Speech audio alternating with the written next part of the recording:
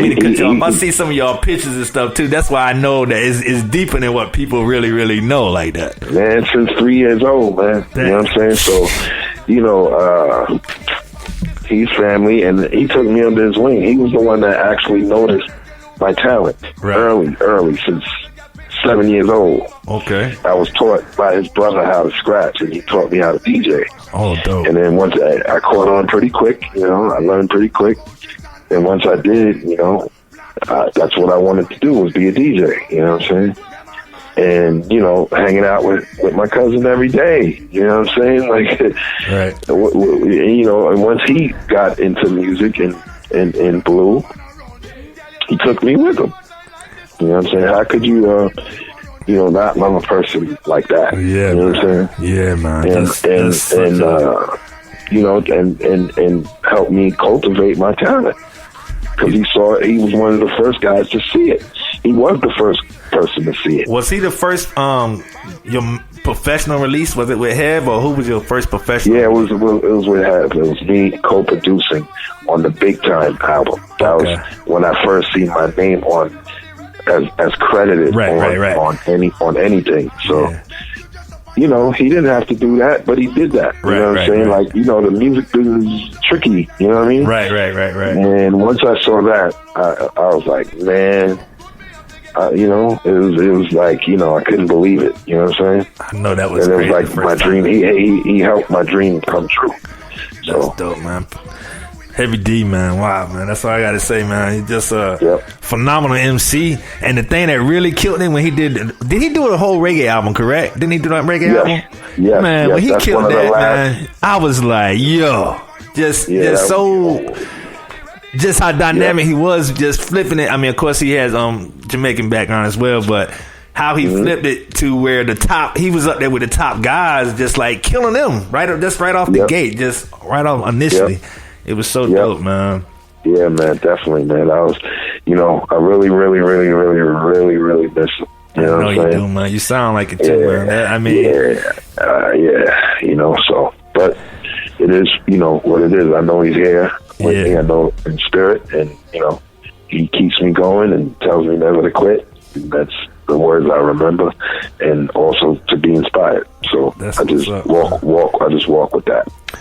Oh, that's what's up. Look, I had a experience with you when you came down to North Carolina, and I think it was the Moog Fest, and I think they had a little record. They sell records out there. Moog is kind of geeky for all the geeks out there. Yeah. And that's the first time I looked at somebody, I was like, yo. You gotta get your beat nigga skills up to mess with Pete Rock, yo. I was like, every damn record nigga you was getting, like, damn.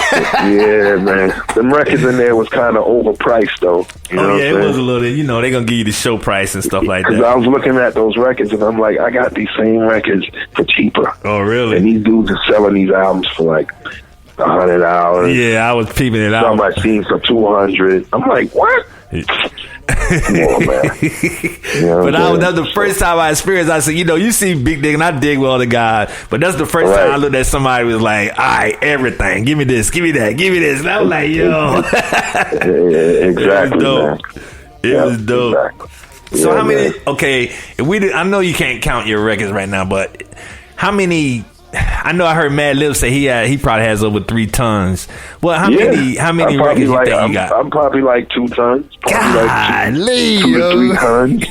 I think every day I get like shipments of records in it. You know what I'm saying? Like, so how do you do that one? Like, people look out for you, or you go online? Nobody looks out for me. I don't need nobody to look out for me when I'm digging. I don't need nobody to do that. So how you getting these records though? Like, you getting online, or like, what do you do? I just go out and get them. That's what you do. You physically go out there. And so when you're on tour and stuff like that, you like. How is it you getting all these records back to the crib, man? Because I know you got tons of records. I'm mailing them home, bro. I'm mailing them home. UPS, man. Come on, man. It's not a game with me, man. Like people gotta realize that, that when a person is passionate like that, there's no stopping them. Like, you can't. can't stop a dude like that. Yeah, man. you loves what he does, man. You crazy. Yeah, your eyeballs. I just remember when we were there. I was like, his eyeballs. Your eyeballs. As soon as you smelt the records, your eyeballs got big. It was like, man, vinyl is like candy to me, man. Vinyl's like candy, man. It's like candy, man. I had a question to ask you, and you kind of touched on it earlier about when you're co-producing and stuff. Is it a such thing as ghost producers? Yeah, I used to do that a lot. You know, I was helping out dudes, you know, doing drum tracks for dudes and sampling for cats. You know, yeah. Like, were you basically teaching them how to do it, or they basically like? No, I would just do it myself and then go there and lay the beat down with them. You know what I'm saying? But how did they? But you didn't get credit for it. How did they go about that though? Yeah, you get credit for it. You get credited for it. Well, sometimes you don't. You know, to be honest with you, you just sometimes you like, you just look out. But that was in my young days. But these days, I couldn't do nothing like that without getting some type of bread for it. Right. Is it somebody you can say, like a early record that people don't know that you did the drums on, that you can talk about? Intro song by the group Intro. Rest in peace to Kenny Green. Right. Yeah, it was a song produced by Dave Jam Hall, and he's from Mount Vernon, from Westchester area, right, White Plains area, and he called me up and was like, "Yo, I need your help." And so I went over there and listened to what he had and made a beat to it. You know what I'm saying? And let him get it. Oh wow! Any hip hop stuff that people might not know, anything like that? That's popular. Yeah, like a bunch of stuff. You know, I mean, like I have to sit down and really go through, because it's a lot that I did. So I can't. I gotta remember. I gotta go through my own discography and figure that out. But it's definitely a story to tell with that. Right. So I had a question about this too. Actually, somebody emailed me a question because I told people that we're gonna have you, and basically somebody asked, and I picked it out, and I thought it was interesting. I mean, me personally, I just want to hear what you got to say about it, and I will bounce off of you. And it said, he asked me, do you think white producers or executives are the most influential in today's rap game? Oh man. I mean, I guess, you know what I'm saying, but I don't. That I'm a huge inspiration to a lot of people. You know what I'm saying? Some people won't say it, but I know it's undeniable that you didn't hear my work. Oh, absolutely. It's trickled down on everybody. You can hear it. So yeah. But I think when you get to a level or put in as much work as I have, then you can probably, say something like that. Right. Some people have to still put a lot more work in. Oh, absolutely. Are you okay? I know you got a lot of projects. So are you a label owner now? Yes. Okay, so now you just put out all your own stuff. So that's why I be like, you be putting out project after project. Right now, son, I give it to you, man. You and JB, man, y'all the hardest working bit in showbiz right now. Every time I turn up, you was doing something, man.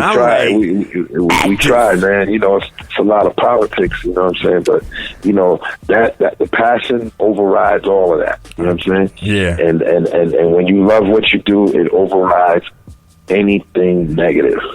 Anything. I feel you, cause so how is it? How long have you had your label? I've had it now for a while, but now maybe a couple of years, but now it's up and running soon. Okay, you know what I'm saying? So it's True Soul Records, and I got a lot of artists that I'm getting ready to work with, and I cannot wait.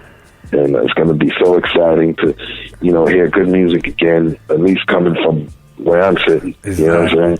Is on Peace Instrumentals that's coming out on that label as well? Yeah, that's going to be the debut of Pete Rock and the Soul Brothers Band. Oh wow! And I actually put the album cover in my story. If you check out my stories, you'll see it.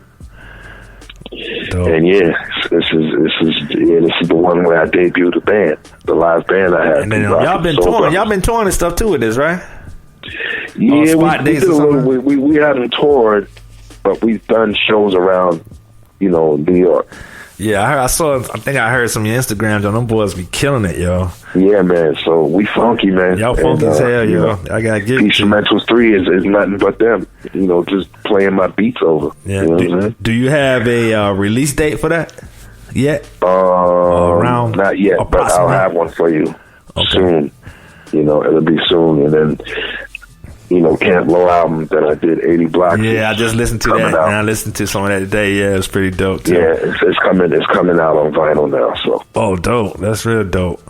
That's really not, and that's another thing too. That the big push of vinyl right now making a little resurgence with people actually finally getting back to the best sounding vehicle. I think it is anyway. So let's talk about these New York sports thing that we got to be dealing with, man. Okay. The Knicks. One good thing happened. Steve Mills is gone. That was huge. That was huge. That speaks in volumes where the direction that we're trying to go. Yeah. It says a lot, and the way the team is playing with this interim coach, it's still up and down, but they're doing much better than they was when Fitz was coaching. Than when the last coach before that. Yeah, they're playing a lot harder, man. They're playing a lot harder. They're playing with more heart, and I'm very, very happy, to see this progression. And I think in the next 3 years, we'll be a hot team competing. What do you think about them getting rid of Morris, though? I think they're stupid for that. I think that was. I think, and after hearing him say he wanted, he loved New York, man. You can tell. New York.